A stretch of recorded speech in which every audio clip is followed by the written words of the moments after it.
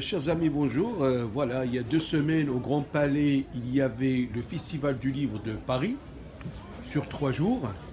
Et il y avait pas mal de maisons d'édition.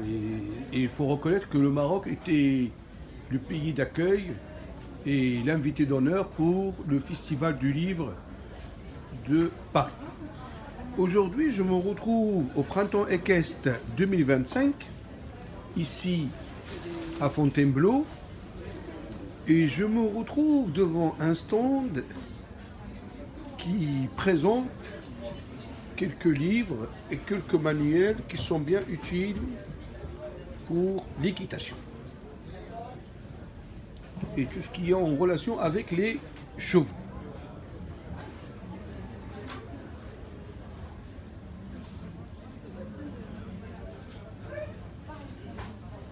Voilà, on voit bien des familles qui viennent avec leurs enfants pour choisir quelques livres qui sont vraiment utiles pour ce sport qu'on peut pratiquer dans la région parisienne et aussi bien à Paris et aussi bien d'autres villes de la République française.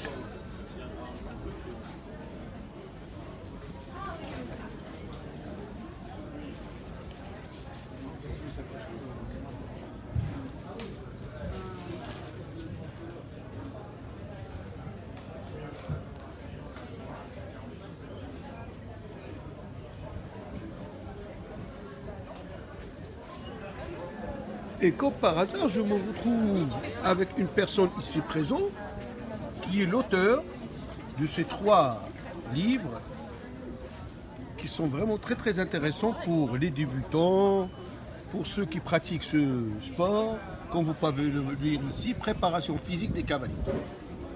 Voilà. Ici, c'est un guide du travail du cheval. Alors, je vais laisser la parole à l'auteur. Bonjour monsieur. Bonjour.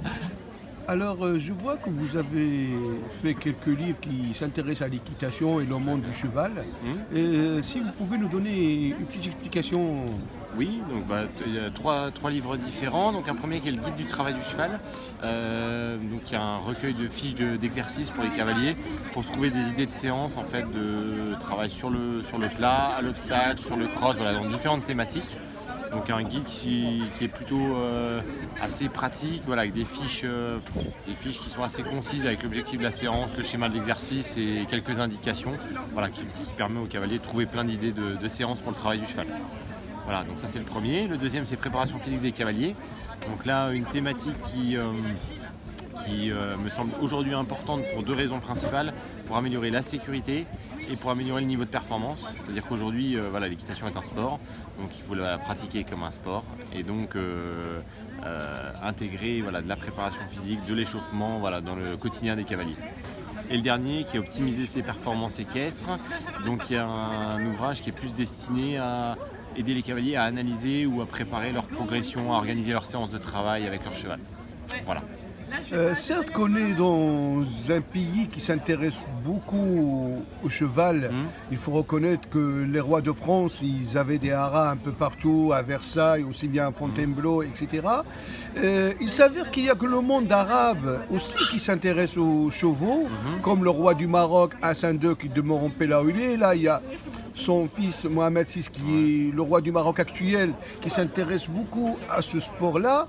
Il y a aussi bien les princes du Moyen-Orient. Alors, comment vous trouvez la participation des cavaliers arabes dans des tournois internationaux? Alors je dirais que là c'est la question est difficile. Non, mais C'est bon, difficile. vous avez entendu pas parler forcément- de bien sûr, Abdelkabir tout à Ouaddar, fait, le tout saut à fait. Hermès en 2016, je tout à crois, fait, un parcours sans faute. Effectivement, alors ils sont assez peu nombreux, on va dire, en tout cas sur la scène internationale. Par contre, on sent que c'est des cavaliers qui se donnent les moyens et qui dégagent une certaine joie de vivre dans leur façon de travailler, je trouve. Voilà, c'est un peu le fait marquant de leur équitation et forcément quand on prend plaisir à faire ce sport-là, forcément on augmente le niveau de performance et on donne plus envie aux autres de le pratiquer. D'accord. Et là, on est au printemps équestre à Fontainebleau. Il y a le saut Hermès. Est-ce qu'il y a d'autres manifestations à l'échelle internationale que Bien Paris sûr, oui, est tout toujours à fait. en- Il y a plein d'autres événements internationaux dans plein de disciplines différentes. C'est vrai que là, c'est les deux événements qui sont assez marquants autour de la région parisienne. Mais voilà, il y a des épreuves Coupe du Monde à Bordeaux également. Voilà, il y en a un petit peu partout en France. Ok, je vous remercie pour Je vous en l'ensemble de prie. ces informations. C'est très Pas gentil. de Merci. souci. Au revoir. Bonne journée. Merci.